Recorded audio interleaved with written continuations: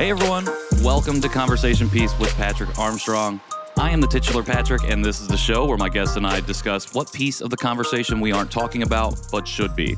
Special shout out to all my returning listeners, and a high five and hello to everyone joining us for the very first time. Thank you so much. The month of May is Asian Pacific American Heritage Month, or APAHM, and is meant to celebrate and reflect on the history and peoples that make up our beautiful diaspora. As part of that reflection, this month I'll be sharing 9 conversations with friends and folks I greatly admire in the community as we discuss those missing pieces of the Asian American conversation. What we know, what we might not know, and what we can do about it. These are the APAHM Conversations. My guest today is a queer, Jewish, anti-bias and anti-racist educator, facilitator, and author who also happens to be a fellow Korean adoptee. I am honored to welcome Liz Kleinrock to the show. Hey, Liz. Hey, and friend. How come you didn't mention that one, too? And friend. And How very good you. friend on the show and off the show. Yeah. I don't know why I didn't say that. I don't know why I didn't say that. I don't think I said that with anybody, and I think I'm friends with everyone that I'm talking to on this series. So thank you for naming that. I should be saying that in my introductions with people. Aw, Liz, how you're are you welcome. doing? I'm good. How are you? No complaints. Just giving you a hard time. I'm doing better now that I'm being held accountable for not calling on my friendships when I speak with people on my podcast, which is, I think, very important, actually. So thank you for calling me on that. I get it, though. I mean, I feel like sometimes we worry that people will just be like, well, all you're doing is like inviting your friends. So it's just like nepotism. Like it's a different type of nepotism. Sure. But I mean, I always tell people that in like our line of work, like when you're focused on community and identity and justice, there's like no one that I've worked with who I don't consider a friend. Like there's no one who I am in partnership or I've collaborated with where our communication is just solely work. Like we check in with each other about, our lives and how we're feeling and our friendships and our families. Like that's a part I think I wish people would do more of.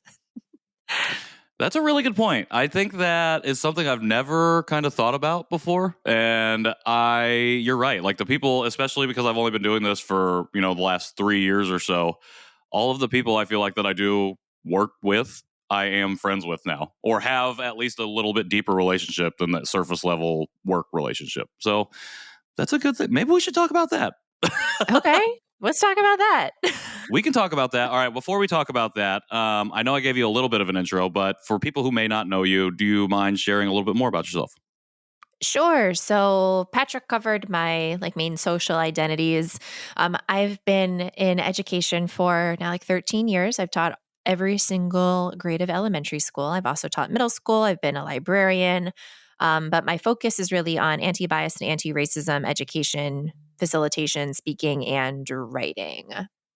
I wrote a book on anti-bias and anti-racism in schools that came out in May 2021. I have a handful of upcoming children's books on different topics, all that relate to different parts of my identity. Also, first one comes out this September. It's called Come and Join Us, which I'm very excited about. What else? I like fly fishing. I like horror movies. I have 2 pet bunnies, a cat. Feel like those are like the main things. I live in DC. That's a good one. I lived in California for about 10 years. I'm just listing random things now. Please tell me to stop at some point. Well, thank you for sharing that. And we'll definitely link in the show notes to all of the wonderful things that you're working on. Let's dive into this conversation. And we were going to talk about something else, but I think I like what you brought up because I feel like I'm not talking about it. So I wonder if other people are talking about it. And that's the relationships we build together when we step into work that I guess, I don't know, your work specifically is anti-bias, anti-racist education. I don't know what my work is, storytelling, specifically with like a lens of the Asian American adoptee experience. But sometimes I think this is something that's very interesting. Like we do this work with other people and we develop these relationships, but I don't know, sometimes we maybe not label them as friendships or friends, or maybe we don't talk about that and name that explicitly. You kind of elaborated on it in the introduction. Can you go more into that concept specifically? Yeah, I mean, I guess when I think about my coworkers. Like if I had to unpack the idea of coworker, I think like my bias puts me in like an office building, a 9 to 5 situation where there are cubicles and conference rooms and meetings and things like that.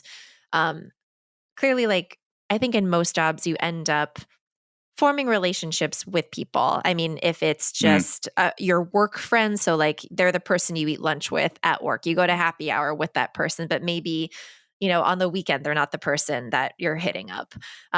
I feel really lucky because when I taught at one particular school in LA for like almost 8 years, I came away with a really strong group of friends. I mm, met my best friend at work. Like I was her maid of honor. Like she and her partner were also very instrumental in my wedding also. And that stemmed from work. But I think because now this year, since I'm not in the classroom, I think a lot about the relationships that I have with people. If it's school clients, and I think sometimes maybe like the client friendship line can be a little complicated. When there is something transactional, when money is involved, that can sometimes mm, complicate like friendships and relationships. It shouldn't have to, but it does. Um, but when I think about people that I have collaborated with, particularly like at the beginning of the pandemic when everything shut down, a group of other educators who all focus on, anti-bias and anti-racism came together and formed this collective called Liberate and Chill. And I was friends with probably like 70% of the people. Granted, there were like 12, 13 of us. Like most of the people I knew, but then the others who I got to know through that work, even though we were coming together for the purpose of educating people, for being able to sustain our incomes, it was technically work. Um, but we got out of it something so much bigger. And I think an important piece of that was being able to model for people like what being in community and being in relationship with others looks like and what that feels like. That yes, like we have these shared values, we have these common goals, we do work together, and there's an additional layer to that as well. Um, it would feel weird, let's say for like you and I, because we have worked together on different projects before. We're presenting at a conference together this summer. right. For us to just begin the conversation with, all right, let's go straight to the agenda. Of course, I'm going to ask you, like, how's your partner? How's like your new house? How are all the different like amazing projects that you're working on going? And if something comes up that's personal, we can table the work conversation because the work isn't going anywhere. Our Right. relationship needs to be cultivated. It needs to be supported. You do have to put, a good amount of effort and energy into it. And I'm proud to say that there aren't people that I view as like just work people unless I've done like a Mm. one-off consultation for you or something like that. Um, but I think it's beautiful to be able to get to know folks like on a deeper level than just like what is the product that you are selling or supporting and how am I receiving that? I don't know, what's it been like for you? Because you would talk to people all the time. Yeah, I mean, I think that for me, I don't know, because I think a lot of my work is wrapped up in we have to have a conversation first, like because the work is the conversation itself, and so there's a little bit of not forcedness to it, but a little bit of inevitability for us to develop a relationship because we have to have that conversation. And generally, we're talking a little bit more deeply about someone's personal story. And I'm also Mhm. relaying stuff from my personal journey and my history. And so it develops a little bit more slowly, I guess, because while I let people in really quickly, I think to really like trust and feel like that relationship is fully forming, it takes a lot longer for me. And I wanted to ask you, you talked about like the group coming together, being in a pandemic, liberate and chill. Like, can you talk about or even describe when a relationship with someone you are just meeting who maybe operates in the same space or community as you goes from being just like a working or collaboration type of thing to like becoming more of a deeper relationship akin to a friendship? Yeah. I mean, I think that's when I start texting you about the show that we both mentioned that we're both watching or something like that. Sure. If I'm in your town for a conference or for work, am I going to hit you up to like grab a bite, like get a coffee with me?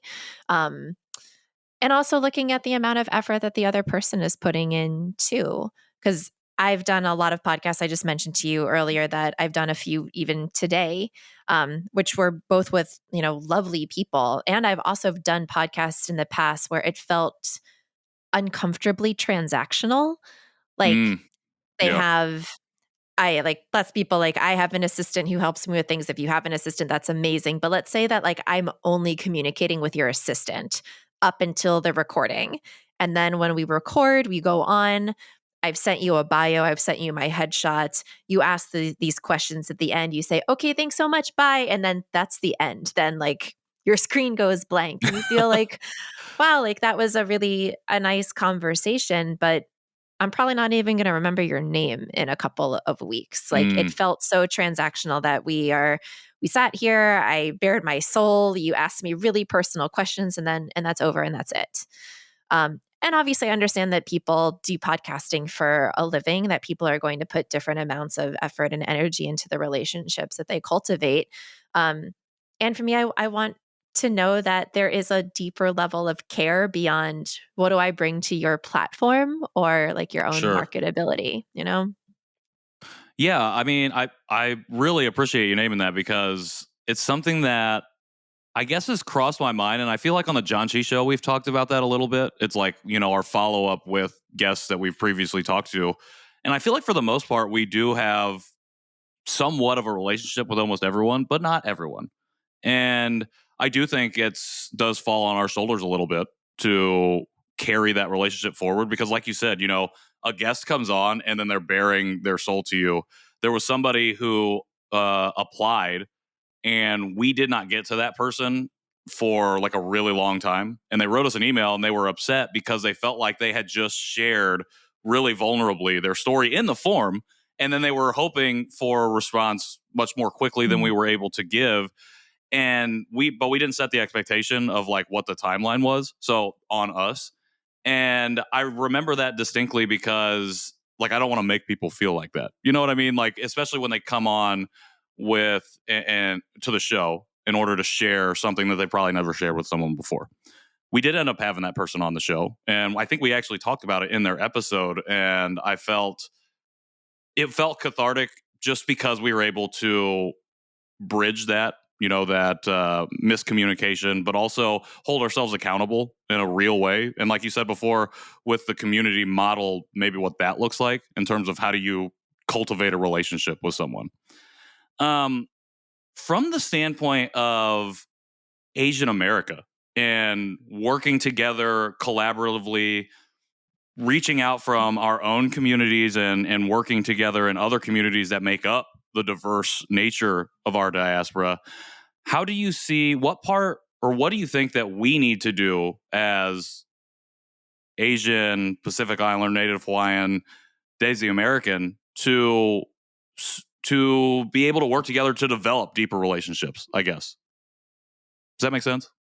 Yeah, I mean, the self-educating piece is really, really important.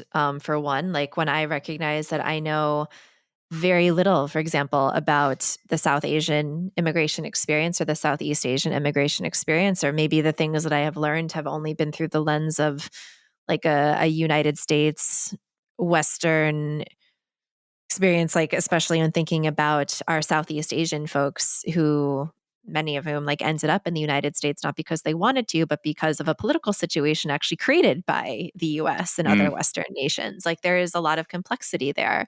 So while yeah, like it's very much embracing the yes and it's not so much this either or that our community is unified under this term Asian American, which is still like relatively new, like was actually right. created only in like what 60s, 70s in California. Um, but for I think a lot of Asian folks, there is a lot more affinity towards your specific ethnic subgroup rather than Asian American, like as a term overall. Like as a facilitator, I've run into a handful of Asian folks who have expressed a lot of discomfort and rejection outright of the term Asian or Asian American, even the term like people of color. They want to be seen as their ethnicity because that is how they identify, that is their culture. And I also completely understand that too. It's complex. The experience of a Korean adoptee who grew up on the East Coast, like me, in a Jewish family, is going to be extremely different than, a friend of mine who is Vietnamese American, grew up in Texas, and is the child of refugees. It's going to Mm. be even different for you being Korean adopted and growing up in Indiana. It's going to be different for everybody. Um, so while we often say to the community outside of, Asian folks and Pacific Islander folks that we are not monolithic, we are diverse, we want to be seen this way, are we actually like holding up the mirror to ourselves too? Like, how are we also looking at our community? What are the Right. nuances in language that we're trying to lean into and understanding that we all have different experiences? You talked about self-education being super important and going not the extra mile, but even doing the bare minimum of like reaching out and learning about other communities within our larger diaspora. How do you, or what would you recommend for people who feel like I didn't learn this in school, I don't know what the in is? Obviously, there's like a Dear Asian Americans. There are many ways for people to enter into this space to learn. Do you have advice for folks who just feel like, for whatever reason, they have a fear or there's some sort of self-limiting thing that's keeping them from wanting to take that first step? I'm thinking now as an example, like a transracial adoptee who might be super, because of their specific lived experience or because of a certain lived experience, might feel super resistant or hesitant to explore not even their own ethnic culture, but any other cultures. Is there a piece of advice that you can even give to someone in that situation to take that first step? Because I don't know, this is fresh in mind just because I feel like I've been seeing a lot of this on like TikTok, for example, of adoptees voicing a discomfort to not everyone, but just to start that exploration and asking for kind of that same advice. My mind always goes to the underlying why. Like, why is it intimidating? Mm, Why is there not interest in that? Like, what is the perception of the barriers that exist that prevent you from doing this type of self work? Um, sure. I think for folks who want to be able to own the term like Asian American or talk about representing or advocating for Asian Americans, it's not a pick and choose situation. Like, if you want to like go hard for like East Asians, at least say that's what you're doing. Don't say that you support like people across the Asian diaspora when you're really only focused on one region or like one ethnic Mm, subgroup. Um, I think there's just power in being able to name what you're doing. Like, when I talk about inclusivity in like the Asian American community, it reminds me that I have to hold myself accountable and be really mindful of making sure that I'm also amplifying and elevating South Asian, Southeast Asian, Western, Central Asian people, because we know that the bias immediately goes towards China, Japan, Korea. Like, we have to be aware of that. And we certainly see that in different types of Asian American organizations too. When we look at leadership, who's on the board of mm. certain orgs and stuff like that. Um, so if you are saying that I am here to support, for example, Korean adoptees, there's nothing wrong with that. Just say it. Don't say that you are all about like the entire adoptee community when like that's actually not the focus of what you're doing. I appreciate you sharing that because I do think you have to, it's important to name it and be aware of the why. I think we too often right now skim the surface of a lot of these things. And it's easy for us, especially if we find ourselves in a lived experience that has maybe intentionally put the blinders on, but we are unaware that the blinders exist currently. And we're trying to like find our way through the tunnel to be able to start seeing. And to kind of tie this all together into the topic that we came into this conversation discussing, I think that self-awareness goes a long way towards developing the empathy necessary to build relationships with the people that you work with the people that you find yourself in community with, if that's what you want to do, which hopefully you want to do, because by working together, we're able to, do great things and move the needle forward in terms of change. Now, to take that question and talk about it in terms of folks outside of our community, how do they support us in building relationships with the Asian American or Asian diaspora itself? Like, what do I assume it starts again with self-education on their part, but are there other ways to go about facilitating and cultivating those relationships with our community that maybe we're not talking about right now? Mm. I mean, I think for folks who are not Asian, yes, like you just said, like starting with that self education piece and thinking about, I don't know, common microaggressions or the ways that people's biases, again, like mostly toward like for in support of East Asians, like often shows up. And I do think that that can create a lot of resentment with other parts of like the Asian diaspora. I'm sure that Mm, if I were South Asian or Southeast Asian or Western Asian, that I would feel a ton of resentment that every time you see a post about Asian American history or like a community that's for Asian Americans and you just see East Asian features, like that would upset me too. I would be outraged about that. Um, so thinking about the ways in which you can enter the conversation with that like very open perspective, I think that is super helpful. I know that you and I have also talked about the pitfalls of the scarcity mindset too, that because mm, also the Asian American diaspora is so large, we're talking about people from, almost 50 different nations, like all these different languages and cultures and traditions and beliefs. Um, that if we're all put in a position to compete for this limited, or at least the perception of a limited amount of space or attention or platform, then yeah, that's like a recipe for disaster. That everybody thinks that if this is our one chance, it has to either be perfect. Every single person of every intersection of every identity needs to be represented. And if this is the only thing that we get, it has to be flawless. And that is, it's mm. just a recipe for disaster. Yeah, I think recipe for disaster is an excellent way to describe it because it obscures the actual goal and it usually ends up perpetuating harm towards somebody. And while some people might move forward, there's other people who either staying in the same spot or have been kicked back down a few notches because of what we've done to scramble to get ahead in whatever the situation might be. Um, who right now is inspiring you in terms of like relationship building? Who do you see right now that is doing the coalition work in terms of within the Asian American diaspora and without, like, and not without, but with other communities as well, like the cross Yeah. racial solidarity, I guess.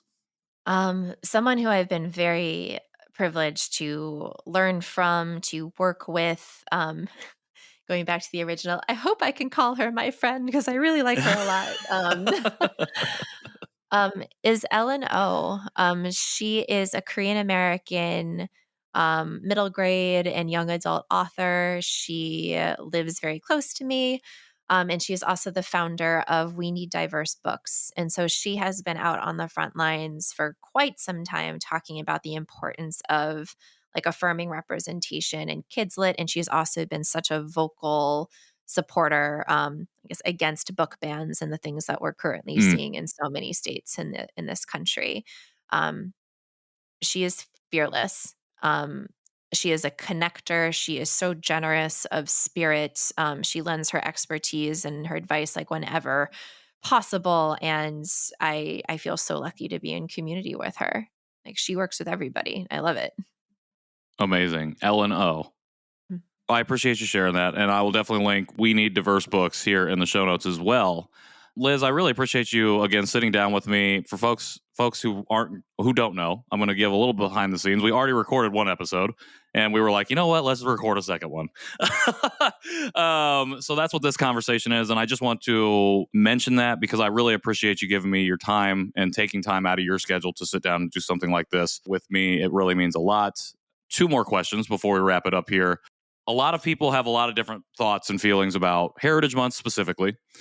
And I've written a little bit about this topic myself. And so I was wondering, do you personally celebrate APAM? And if so, or if not, do you feel comfortable sharing why or why not? Heck yeah. And heck yeah, I celebrate APAM 100%. It's like your birthday, like, yeah, I know that, at least to me, I know that like I am important, at least in my own life, 365 days a year. And like it's on your birthday, you get a little extra attention. People try to keep it like pretty positive, and I kind of view the same thing for Heritage Months. Like, should Black history, women's history, Asian American history, queer history, yeah, be included all year long? Absolutely. Yes, 100%. And because there are, so many challenges and complications when thinking about our history, you can't fit everything into 1 month. Um, I personally think that Heritage Months should be used to celebrate joy, to look at the beauty and the power of our community, that this is not the time to be talking about, the murders in Atlanta from a few years ago. This is Mm, not the time to be talking about the Chinese Exclusion Act and the ways that Asians and Asian Americans have faced discrimination and racism. Like, we have 11 other months out of the year where we can talk about all of those things. I want this to be as joyful as possible. So, just about like what we focus on. But yeah, I think heritage months are important too, because I know that there are also a lot of people who don't put any thought into our community. And at mm. least if they're doing it now, like, it is not the end all be all, but it is a place to start. And I'll take that. That's okay. Everybody has to Yeah, start somewhere. absolutely. I absolutely love that. Thank you so much for sharing that. I think you're absolutely right. And I think even for me, last few years of celebrating, I think I have been kind of caught up in less so much the joy and more so the unpacking all of the terrible things that are happening. And I hadn't really thought about it that way. So I really appreciate you sharing that. I really, really like that. Um, you specifically get to celebrate May double time. You get a double I special do. because it's also Yes. Jewish American Heritage Month. Can you talk a little bit about what it means to be able to celebrate two things and how you hold space for both as you go and navigate that month? I literally just made a slide deck about this for my Patreon community, like specifically about the intersection of Jewish American history and APAM. So I'm very, very excited about this. Um, I feel like a lot of folks would probably expect me to kind of separate those two, to compartmentalize. Like, there's like the Asian celebration, there's the Jewish celebration. I reject that. I think Mm. it's very, very easy to celebrate both at the same time, because it's not like I am half Asian and half Jewish. I am fully and wholly Asian, and I am fully and wholly Jewish. I don't want to have to be put in a position to pick and choose. What I do think is that we can focus on certain things that both communities share in common. If not, I mean, like, history is part of it. It's not just history. In this Right. deck that I created, it's reminding folks of the importance of intersectionality. Like, you can be more than one thing at the same time. That while Judaism is a religion and an ethnicity, you can also be Asian, Desi, Pacific Islander, and also Jewish fully. Um, Two is going back to that like scarcity mindset and the abundance piece, that, yeah, you can always make space to celebrate more than one person or group at the same time. There's enough celebration to go around. The third is the similarities piece, that both the Jewish and APITA communities have shared experiences on our histories and treatment.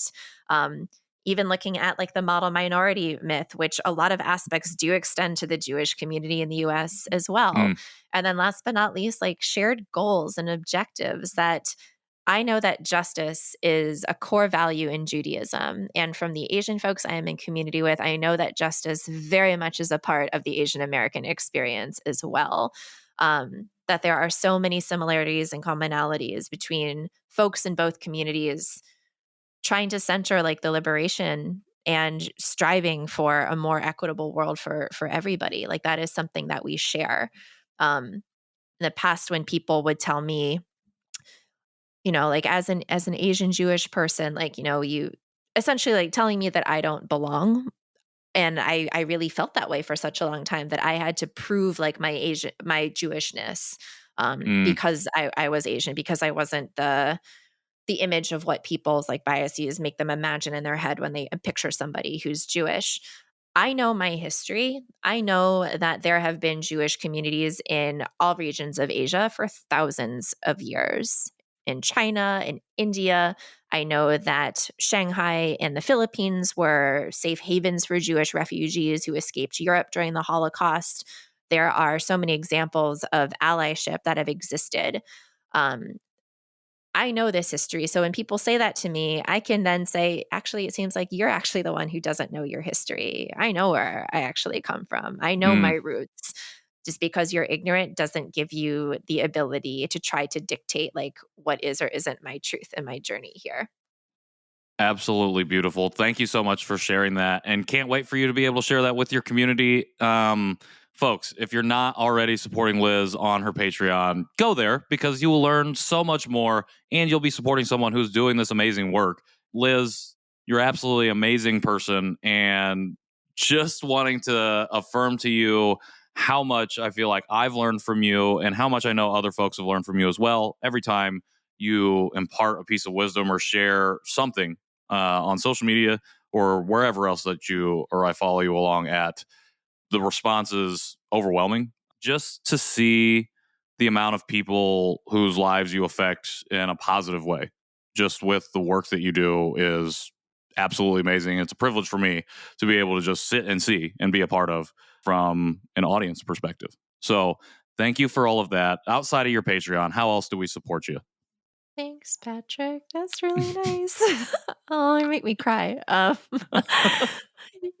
You can find me on Instagram. My handle's at Teach and Transform. And I have a website also, teachandtransform.org. So feel free to hit me up. Yeah, thank you so much. You are so very welcome. And you have a book coming out in October, correct? Come and join Sep- us. September, Oh, September 5th. September 5th. Come and join us coming out. Is that available for pre-order yet? Heck yeah. Please pre-order it. Yes. Please go and pre-order it. Folks, you know how to support Liz. Again, just going to thank you one more time for taking a little bit of your I about said Friday, a little bit of your Monday to sit down and have the second conversation with me. It means so much for you to be a part of this series, and I'm super excited about everything that you have coming up as well. Again, this has been the APAHM Conversations. If you want to support Liz, you can find all of the amazing things that we talked about here in the show notes. If you want to support our show, you can follow us along at Conversation Podpiece on Instagram. And if you feel so inclined to leave a rating or review on whatever podcast player you're currently listening to this on, we would greatly appreciate it. And if you're interested in supporting the show in the future, feel free to hop in my DMs or visit my website, patrickintheworld.me. Until next time, I'm Patrick Armstrong, and this has been Conversation Piece. Thanks, Liz. Thank you.